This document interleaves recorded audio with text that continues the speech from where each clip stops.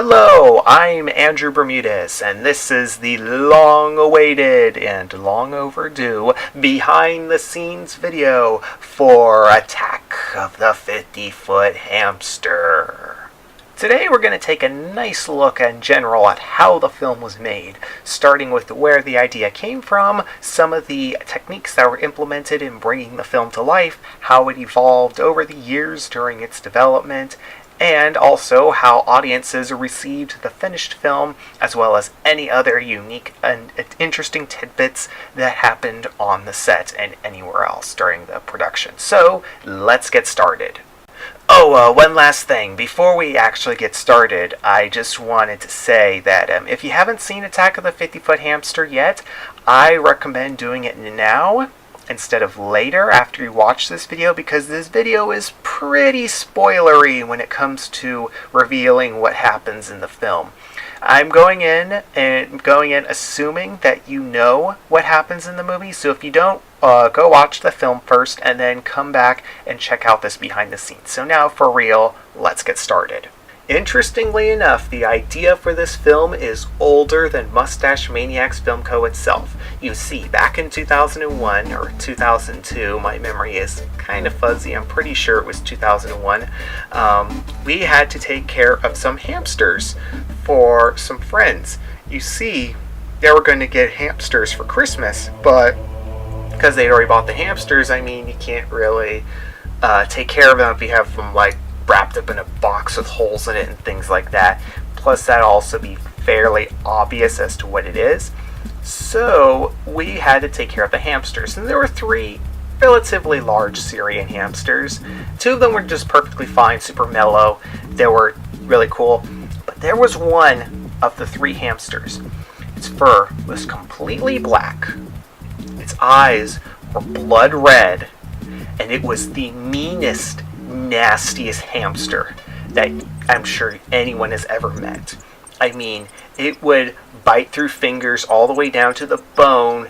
It literally seemed like it was indestructible if you tried, like, getting it off you, and, like, it could, like, fly across the room and it would be completely unscathed. And it was just super, super nasty. Long story short, we actually had to take it back to the store because we figured that having a hamster like that isn't really such a good idea to have alongside these other 2 hamsters, which were super mellow. The picture you're seeing here is obviously not black bear. However, interestingly enough, this is a subbreed of the Syrian hamster called the black bear hamster. Now, this is not where the name black bear came from. It was just a nickname that we came up with at the time because of the hamster's temperament and the color of the hamster's fur. So during this time, my brother Daniel had a dream that the hamster grew to 50 feet tall and was just rampaging around, to make a long story short. So at the time, I remember thinking, that might actually make for a funny film, because this was back when I was still using the Steven Spielberg Movie Maker set. The idea didn't go anywhere at the time. Basically, the technology just wasn't there. I didn't know how to pull off the hamster or anything like that. It would take a long time before I even see this idea come to light. And that takes us to 11 years later in 2013. At this time, I had basically already formulated Project U. I kind of knew what I wanted to go with for there. And at that time, I was also thinking about stuff to do for 10 years of going crazy. So I wanted to partially fuel it with nostalgia, but also wanted to use it as a stepping stone for Project U, moving away from, like, the movies that sit independently and more towards these crossover films that you're going to see more of in Project U and beyond. So when I was thinking about stuff, one of the things I wanted to do for 10 Years Going Crazy was revitalize these ideas that never came to fruition and see them through to the light of day. And one of these that I came up with was the old idea I had for Attack of the 50-Foot Hamster. So I took that, I wrote a script. Originally it was supposed to be more of a generic horror film, But then, once I started integrating it into Project U, then I started thinking about what other characters I could have in there, because like I said, it's all about mixing different characters together, bringing them together in unusual situations but in ways that still make sense with the other films. So with Attack the 50-Foot Hamster, I wanted to more or less introduce that concept as well as revitalize that old idea. And of course, this explains how characters from Johnny Thunder and the Wisdom of the Ancients, Forest of Fear, The Adventures of Lego Man, and Space Attack all appear together on screen with the 50-foot hamster. Taking care of Black Bear for the movie, on the other hand, was a completely different animal altogether, pun intended. One of the ideas I threw around before was basically recording footage of a hamster running around and then superimposing that into the footage. There were a few problems with that though. One, I don't actually have a hamster, and I didn't even have one at the time that the film was in development, so I couldn't really record a hamster unless I actually went out and bought one just for the movie. And on top of that, it would be kind of hard to also to get the hamster to do what you want it to do. However, I did have this other idea that I eventually went with, which was basically building an animation puppet that is Black Bear, full-size Black Bear. So the inside of the puppet uses Technic and Bionicle parts to create movable joints, and also uses shopping bags for like the fat and muscle underneath the skin, and then the skin itself is fabric that's all stitched together with a little bit of fabric paint on top to create some additional details. There are some points on the puppet where the skeleton underneath actually does poke through, like the eyes are part of the skeleton and those poke through. The same with the claws and the tail. The tail is also part of the internal structure.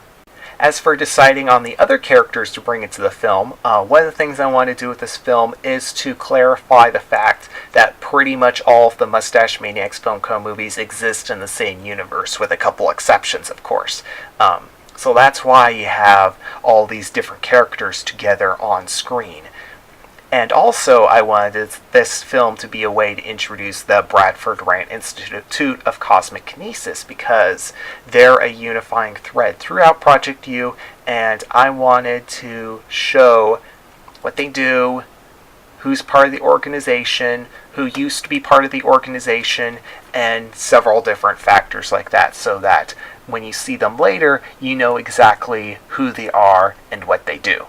In designing the Bradford Rand Institute, I wanted to create some place that was very clean, very sterile, very industrial, very organized, mainly to show the essence of a laboratory, but also to contrast with Billy Lugosi's own laboratory in his attic, which is very cluttered, very dirty, very improvised, very, I guess you could say, very shady, very mysterious and devious and dark, so that they more or less create a contrast with one another.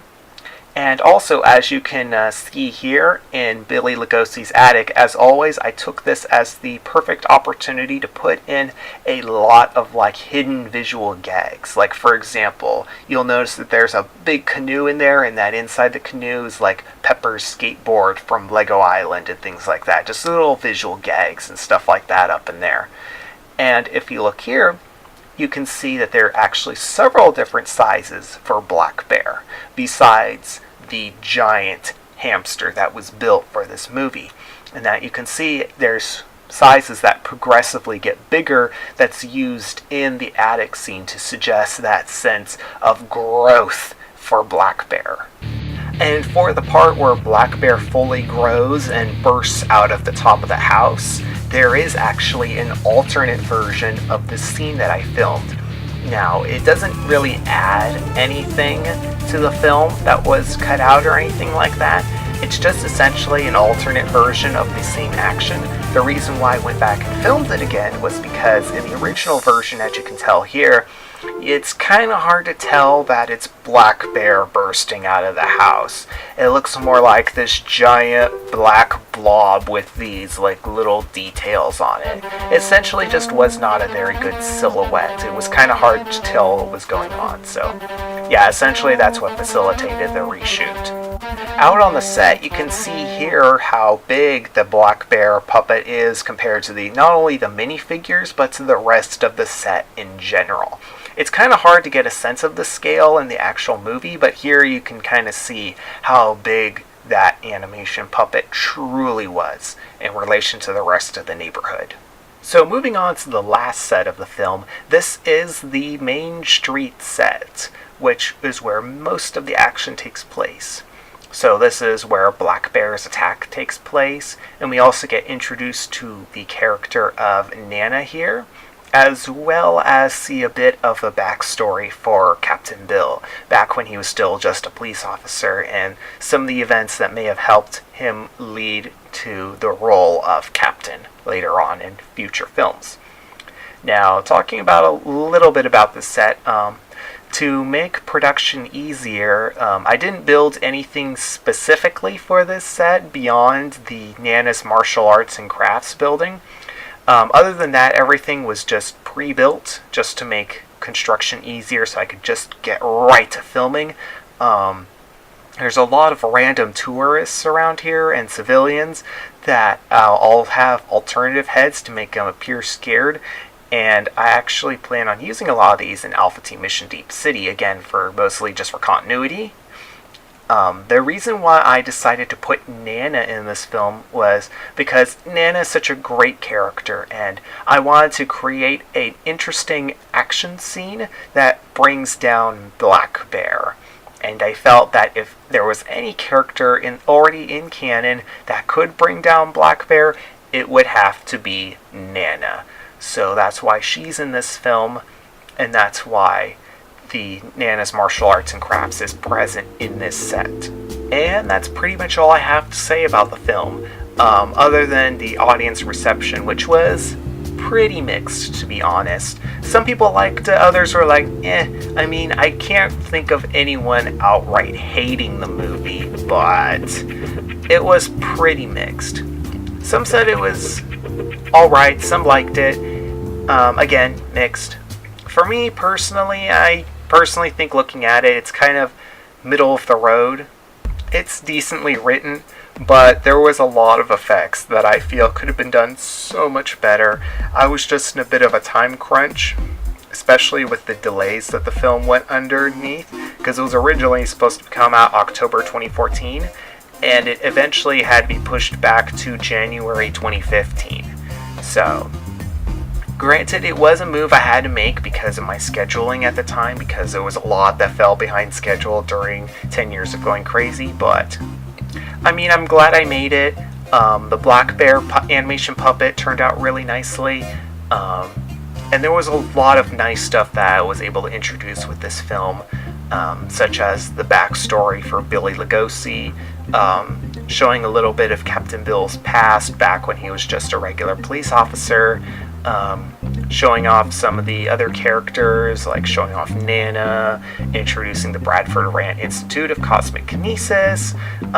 Like I said, there was a lot of stuff that I'm glad that I introduced in this film. I just kind of wish that there was some other parts that were more interesting and more memorable, if you will. And I would like to thank you for watching this behind-the-scenes video for Attack of the 50-Foot Hamster. If you enjoyed this behind-the-scenes video, be sure to check out other behind-the-scenes videos, as well as all of our other films and shows on our YouTube channel, Mustache Maniacs Film Co. And also, if you want to check out our entire online network, just go to mustachemaniacsfilmco.webs.com, where you can not only check out our main website, but also go to the other parts of our network, such as our press room, our wiki, our Vimeo channel, and so much more. Thank you for watching, and I will see you again for another behind-the-scenes video soon.